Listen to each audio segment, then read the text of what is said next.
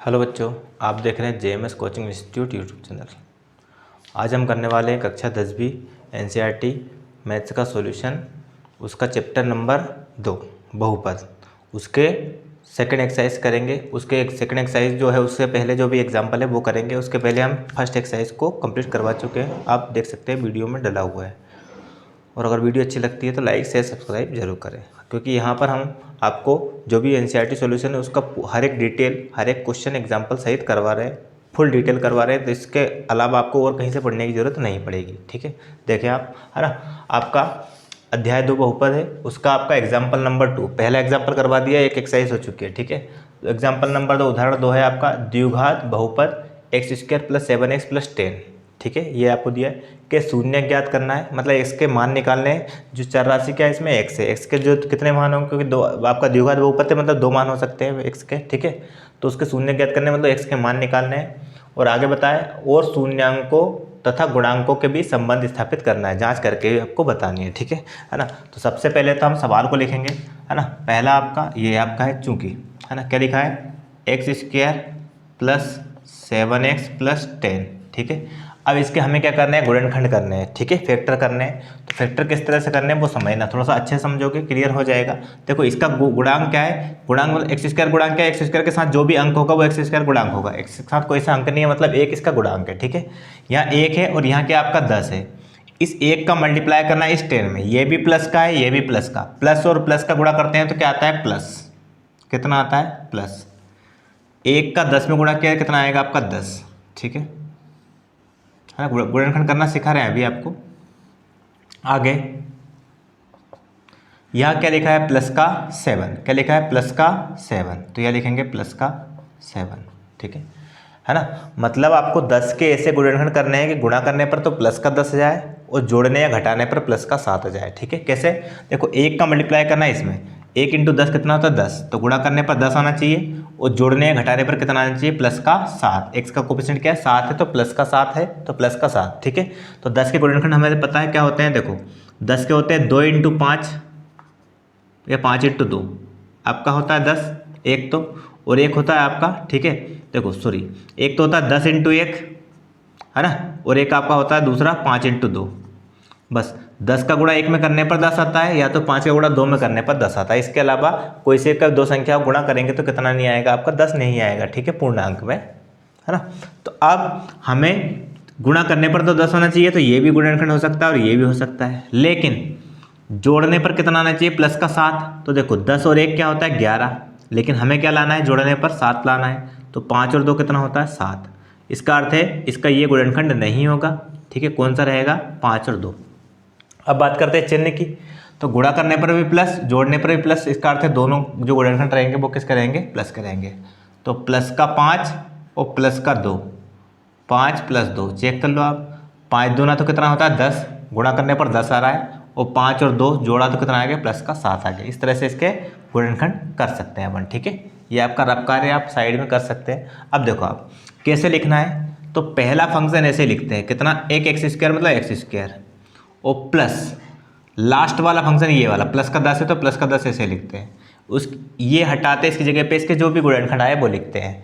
गुणनखंड कितने आए आपके, 5x आया, तो प्लस का 5x है, तो प्लस का 5 है तो 5x, क्योंकि सवाल इसको 2 टुकड़ों में बांट रहे हैं अपन। ठीक है ना, तो 5x, और एक गुणनखंड कितना है, प्लस का 2 है, तो प्लस का 2x। इस तरह से देखो 5 2 7x और 5 दूना 10, गुणा करने पर 10, जोड़ने पर 7x। इस तरह से इसके गुणनखंड होते हैं। अब वापस 2 फंक्शन बन गए, देखो कौन कौन से, ये 2 है और ये 2 है, इन 2 में से कॉमन लेना है, इन दोनों में से कॉमन लेना है, दोनों ब्रैकेट में सेम संख्या आनी चाहिए। वो देखो आप कैसे आएगा, है ना। देखो यहाँ से क्या कॉमन ले, जो यहाँ भी और यहाँ भी है, तो दोनों जगह पर क्या कॉमन है, x कॉमन है। मतलब देखो जो कॉमन लेते हैं उसका भाग देते हैं, अगर x का भाग हम यहाँ देंगे तो 1x बचेगा, और यहाँ पर x का भाग देंगे तो क्या बचेगा, यहाँ 5 बचेगा। ठीक है, तो देखो यहाँ x कॉमन ले लिया, मतलब इस x² में से एक x कॉमन, देखो x² बटे x, इस तरह से कॉमन लेते हैं, मतलब कॉमन का मतलब भाग, यहाँ से एक x कैंसिल, तो क्या बचा, 1x बचा, प्लस 5x में से अगर हम x कॉमन लेंगे तो x से x कैंसिल, कितना बचेगा आपका, 5 बचेगा। इस तरह से हम कॉमन लेते हैं। ठीक है, तो कितना बचेगा यहाँ आपका, 5। अब अगर यहाँ x + 5 आया तो इस ब्रैकेट में भी कितना आना चाहिए, x + 5 ही आना चाहिए। ठीक है, क्या आना चाहिए, x प्लस 5 आना चाहिए। तो देखो यहाँ क्या लगा है, प्लस, प्लस लगाया तो प्लस लेना है, माइनस लगाया तो माइनस लेना है, ठीक है। प्लस अब यहाँ x है तो यहाँ भी क्या बचना चाहिए, देखो यहाँ से क्या कॉमन ले कि यहाँ x बच जाए, तो यहाँ से क्या कॉमन ले हम 2, तो यहाँ क्या बचेगा, x बचेगा, क्योंकि 2 का भाग 2x में दिया तो 2 से 2 कैंसिल, x बचा। ये प्लस और ये प्लस तो प्लस ही रहेगा। 2 का भाग 10 में दिया तो कितना आ गया, 5। अब यहाँ पर आप चेक कर सकते हैं क्या सही चल रहा है। देखो x प्लस 5 यहाँ भी और यहाँ भी बिल्कुल सेम संख्या, सेम चिन्ह अगर ब्रैकेट के अंदर है मतलब सही चल रहा है। दोनों में से एक कॉमन ले लो। x प्लस 5 को हमने दोनों में से कॉमन लिया, यहाँ से और यहाँ से। जैसे यहाँ से ये कॉमन लिया तो यहाँ क्या बचा, x, और यहाँ से ये कॉमन लिया तो यहाँ क्या बचा, प्लस का 2। कितना बचा, प्लस का 2। और इसके बराबर क्या लिख दिया अपन ने, 0। क्यों माना, क्योंकि हमें इसके शून्य निकालना है, तो इसके बराबर हम क्या लिखेंगे, 0 लिखेंगे, ठीक है। अब x प्लस 5 एक बार इसके बराबर 0, क्योंकि गुणा में है, गुणा में का मतलब इसका बराबर, इसके मान भी 0 के बराबर है, इसका मान भी 0 के बराबर है, ठीक है। तो ये 0 और x प्लस 2 इसके बराबर कितना, 0। तो एक बार x प्लस 5 बराबर 0, तो x का मान निकालेंगे तो प्लस का 5 पक्षांतर होगा, किसका हो जाएगा, माइनस का 5। ये x का एक मान आ गया, ठीक है ना, ये x का एक मान आ गया। फिर दूसरा देखते हैं अपन, x प्लस का 2 उधर जाएगा, पक्षांतर होगा, किसका हो जाएगा, माइनस का 2, सॉरी माइनस का 2। ये x के 2 मान आ गए, ठीक है। तो देखो यहाँ आप इसको अंडरलाइन कर लेंगे ताकि और क्लियर हो जाएगा, हाँ ये दिख रहा है इस तरह से, ठीक है। x के 2 शून्यक आ गए, है ना, तो इसको हम अल्फा बीटा मानते हैं। तो हम लिखेंगे अतः बहुपद के 2 शून्यक, अतः बहुपद के 2 शून्यक, शून्यक क्या है, एक को अल्फा मानेंगे और एक को बीटा। तो अल्फा बराबर क्या मान लें, -5, कोई सा मान सकते हैं अपन, और बीटा बराबर कितना मान लें अपन, -2 है। ये आपके बहुपद के 2 शून्यक हो गए, एक अल्फा हो गया और एक क्या हो गया, बीटा हो गया, ठीक है। ये इतने हो गए। अब आगे देखते हैं अपन किस तरह सॉल्व करेंगे। अब हमें क्या करना है, शून्यांकों तथा गुणांकों के बीच संबंध स्थापित करना है, ठीक है। तो इसके लिए 2 फॉर्मूले होते हैं, है ना, कौन कौन से होते हैं वो हम बताएंगे अभी। देखो पहला फॉर्मूला आपका होता है जांच, इसको बोलते हैं अपन जांच करना है, सत्यता की जांच करना, ठीक है। तो इसको जांच लिख दें, है ना। पहला होगा शून्यकों का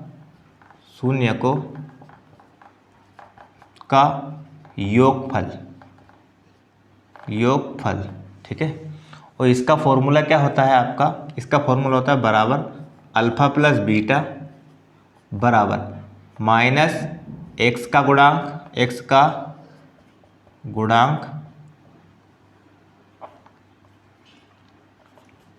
बटा x² का गुणांक। ये इसका फॉर्मूला होता है, ठीक है।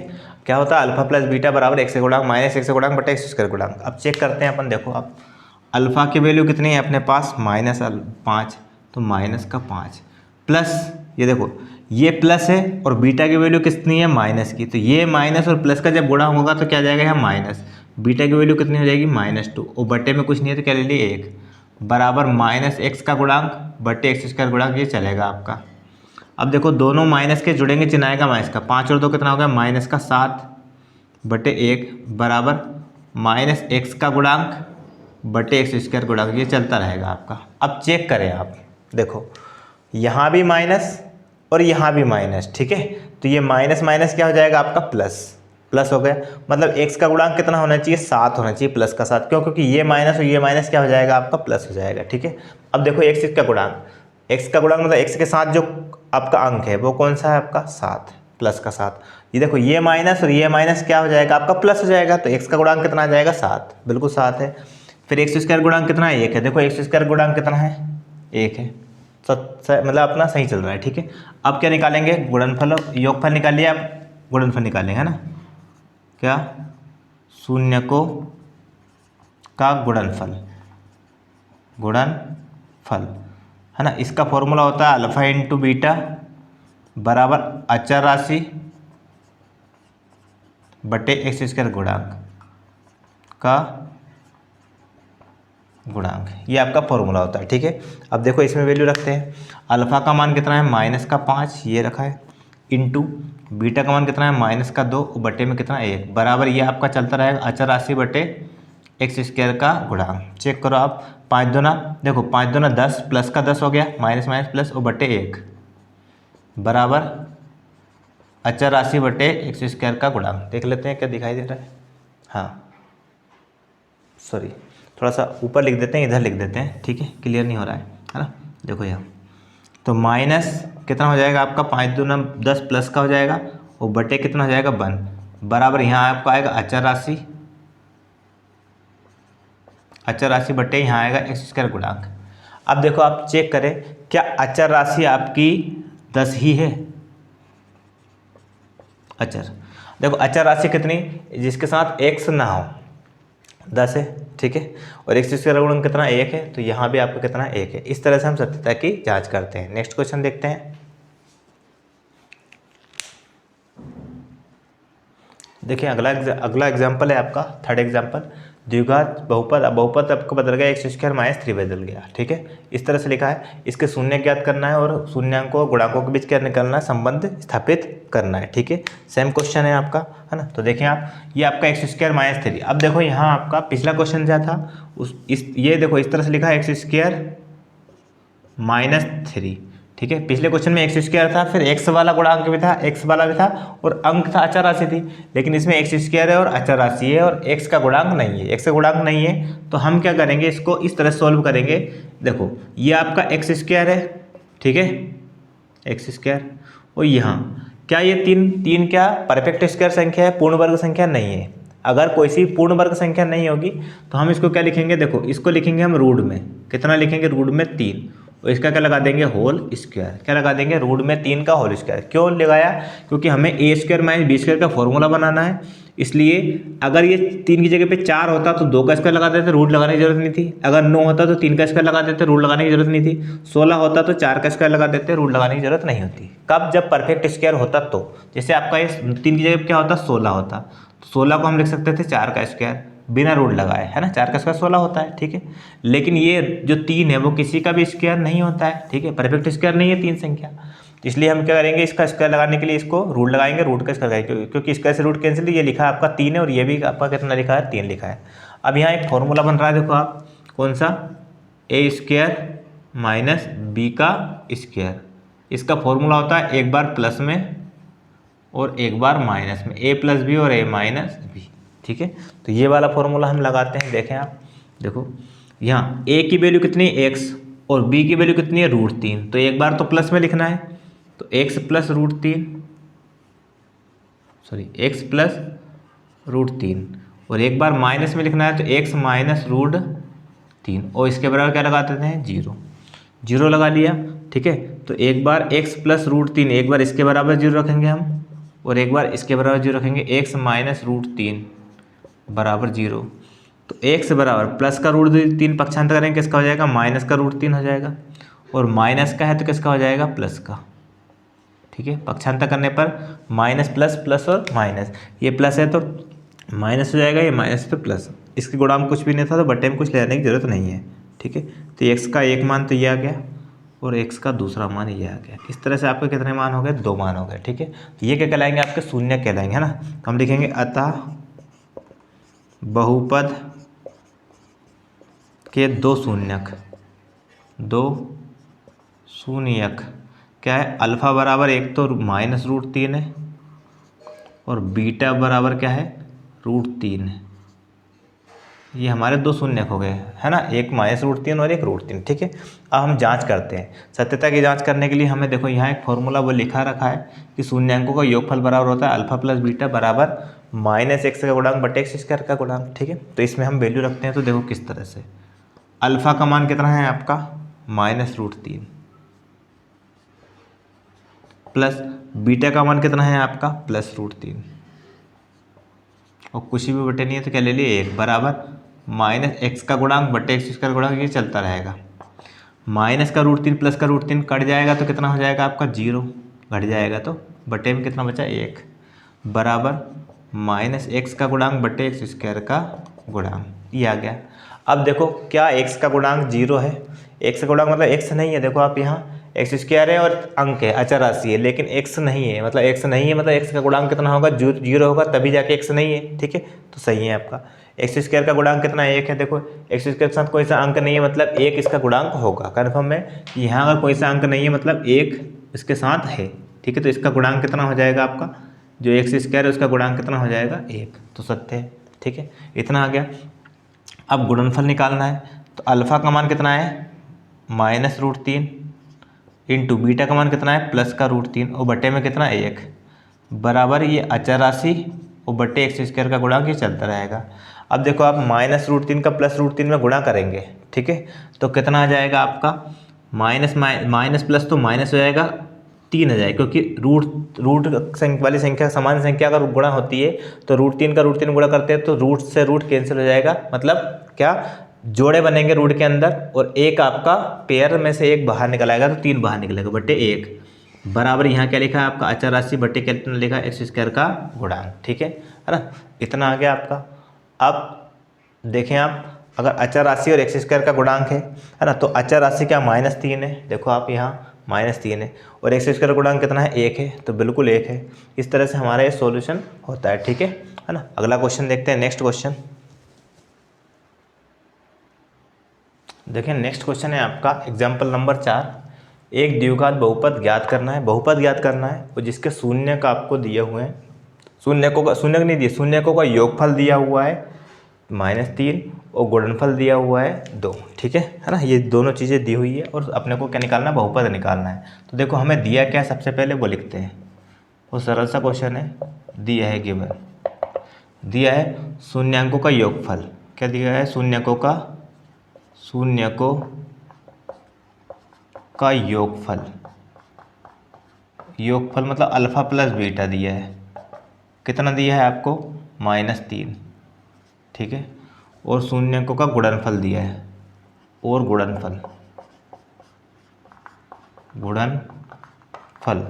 अल्फ़ा इंटू बीटा बराबर दिया है 2, alpha plus beta alpha into beta का मान दिया हुआ है, ठीक है, वो बहुपद निकालना है। तो चूंकि देखो यहाँ शून्यकों का योगफल का फॉर्मूला क्या होता है वो लिखेंगे हम ना, क्या शून्यकों का योगफल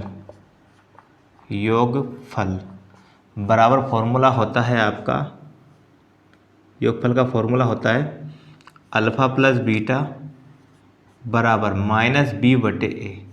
ये आपका बहुपद में a b c क्या होता है, एक्स स्क्वायर गुणांक a, एक्स का गुणांक b और अचर राशि c कहलाती है, ठीक है। तो आपका फॉर्मूला होता है शून्यकों का योगफल बराबर अल्फ़ा प्लस बीटा बराबर -b/a, है ना।